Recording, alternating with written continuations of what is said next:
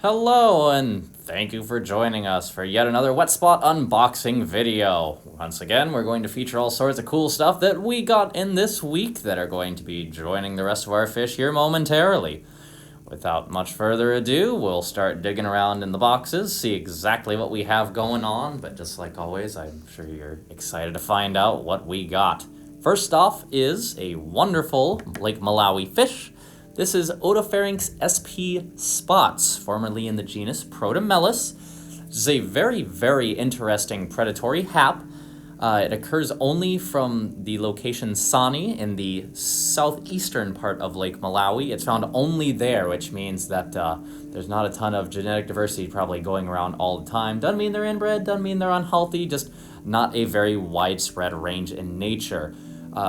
They're quite beautiful, as I mentioned. They are kind of a bigger predatory hap. Doesn't mean they're going to eat small fish, but it does mean in the aquarium that they are going to be a carnivore, and you would want to give them more of a proteinaceous diet, occasional frozen food, high quality flakes or pellets, just something to keep them nice and full without overloading them too much and causing them to bloat up. Another interesting little note is that these are the only Otopharynx that has a bunch of spots all over their body, but they'll get this beautiful rainbow coloration as they settle in, and they're not particularly aggressive. Unfortunately, they're just not as popular as I think they should be.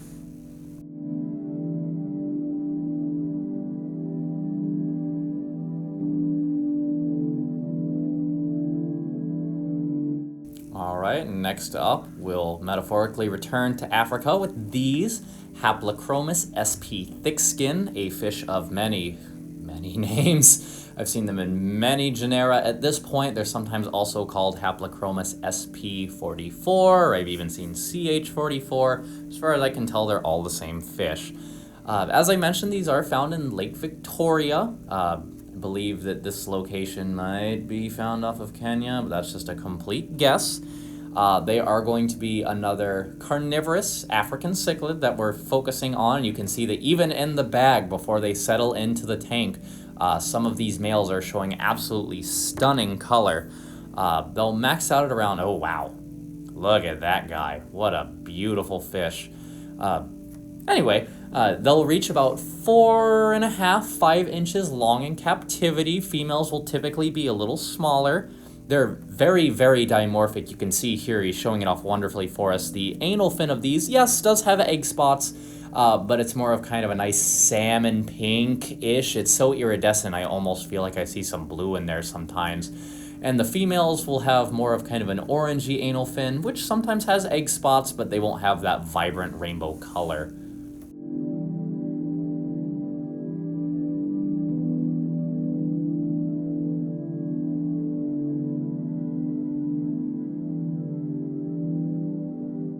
Alright, next up we're going to hop continents, but stay with Cichlidae. These are wild angelfish. So much like a lot of angelfish in the trade, these are Pterophyllum scalare, or scalar, however you want to say it. I'm not truthfully sure.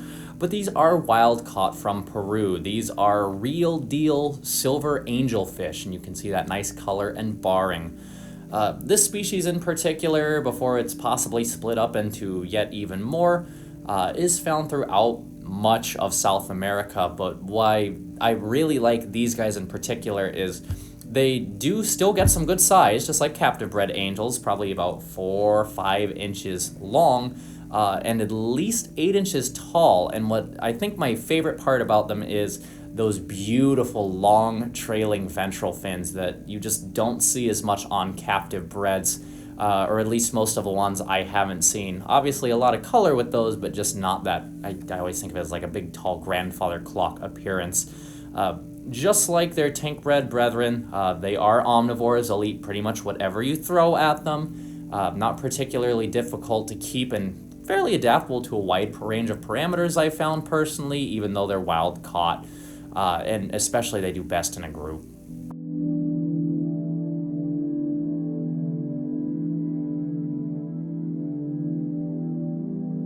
Alright, next up, finally a catfish. These are Corydoras cani, which is a nice little species you don't see all that often. It's a Corydoras that's found in the Rio Negro basin in Brazil specifically. And like I mentioned, they're wonderful. They're just not all that often seen. This is only, I think, maybe the third or fourth time we've had these fish at most. They are a smaller Corydoras. They'll probably max out at right at 2 inches, maybe even a little smaller adult size.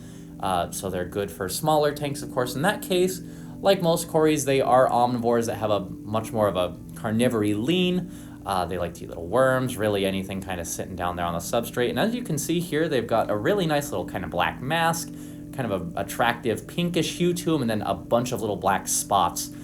Just a really cute little Cory that is a lot of fun to watch. I have a couple of these at home, and I just really like the look. They remind me a lot of the fairy Cory, Corydoras atropersonatus, just don't have quite that same look.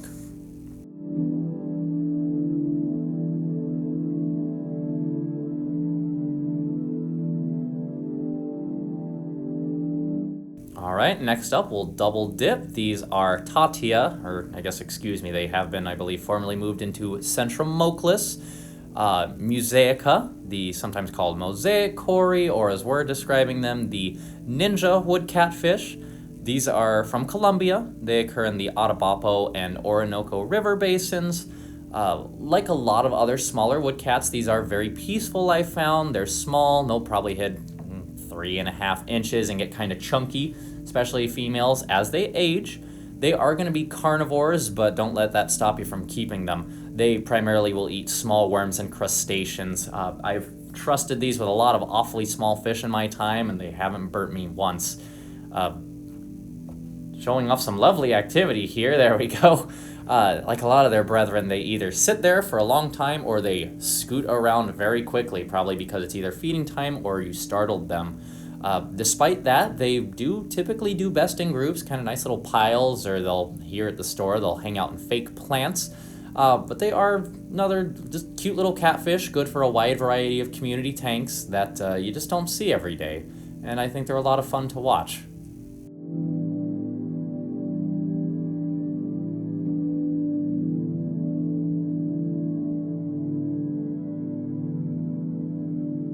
All right, next up, I think, sorry, catfish, probably my favorite fish that we're featuring in this week's unboxing. This is the African fire barb, Angelfish fasciolatus. It's widely distributed in South Central Africa. It's found in Angola, Namibia, Zambia. Although these are tank raised, it's very, very rare to see these wild caught.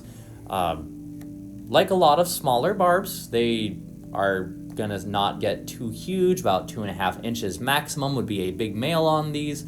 They are omnivores. They'll just kind of pick at whatever you throw at them, although they can be a little slow to start, definitely, so I'd never put them with anything really fast moving that might gobble up all the food before them.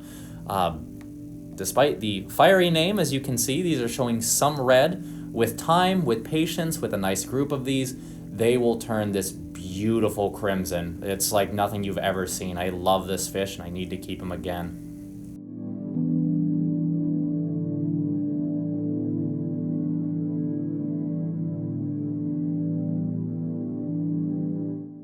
And yet another double. We're going to feature a bigger barb this time, but still a nice and peaceful one. This is Striantius lineatus. Sometimes it's put into Desmopontius. There's a whole bunch of species that look fairly similar to this, so it can get a little confusing scientifically. Often called the Malaysian striped barb. I really do like these guys quite a bit. As I mentioned, obviously, they come from Malaysia. They can also be found in parts of Indonesia.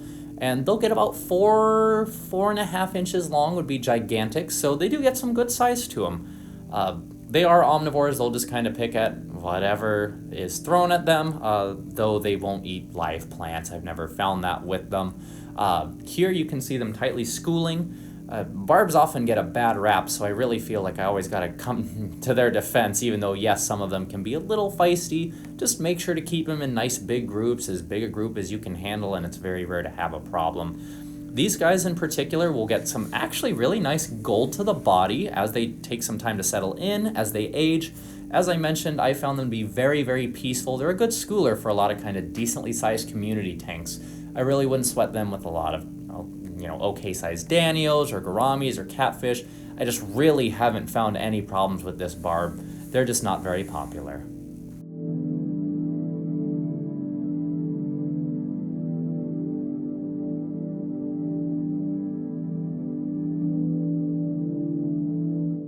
All right, another cyprinid here. These are Micro-Deverio cubati. Of course, Deverio referring to Danios and micro referring to tiny. But these are very frequently called neon green rasboras despite that. Yet another trick, yet another example of why you can't always trust a common name. These are a very nice little nano fish that occur naturally in Thailand and Burma, right there on the border. I believe the Salween drainage, if I'm remembering rightly. They are, as you can see, very small. Probably the biggest one I've ever seen was pushing maybe an inch and a quarter. They are going to be like a lot of other microfish in that they're mostly carnivores. They will kind of pick at whatever's really thrown at them. I've seen them, take a little nip at something that's growing on an aquatic plant or a piece of wood. And as you can see here, they're very active. That Micro-Deverio name really rings true, and they get this beautiful green and blue to them.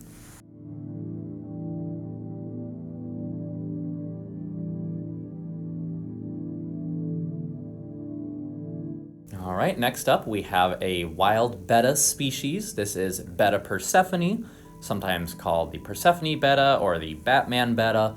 These are found in a fairly small range in the wild in peninsular Malaysia, so they don't naturally occur in a very large area at all, much like many other species of wild bettas. They are going to be pretty small and peaceful. They'll maybe top out about 1.5 inches in captivity, and I haven't had really any issues with them. They'll sometimes flare up and fight amongst themselves a bit, but never to the point of really hurting anybody. Like a lot of wild bettas, they are micro-predators. We have a lot of luck here feeding them frozen food or dried food like little pellets or granules. And they're very attractive. I guess depending on how you feel about jet black and then a little bit of blue here and there. I do really like this fish. These are, of course, tank raised, but it's a very important fish for conservation as well. These are endangered in the wild, and unfortunately their habitat is disappearing. It's not a matter of the aquarium hobby has collected all of them, it's that they're not going to have much of a home here soon, so it's important for us to keep them in the hobby and breed them to keep the species going.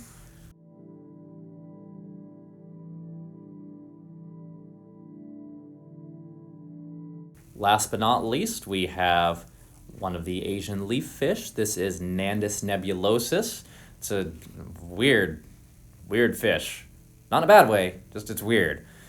These guys would naturally occur in Borneo, and they're pretending to be dead leaves because they will eventually hit about 5 inches long and turn into quite a nicely sized ambush predator. As you're about to see here, they spend a lot of time either kind of floating around trying to chase something to eat it or sitting. Not a lot of very active dead leaves in the wild. They're just doing what they can to exploit a niche, find their way in the world.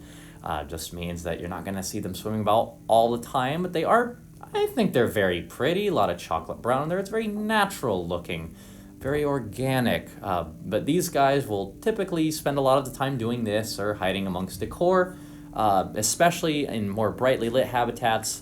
But they can be pretty easily trained onto frozen food, we found, just with a bit of patience. In nature, they would sneak up on something and then gulp it into a surprisingly large mouth. But just a really cool oddball that doesn't necessarily need a huge tank.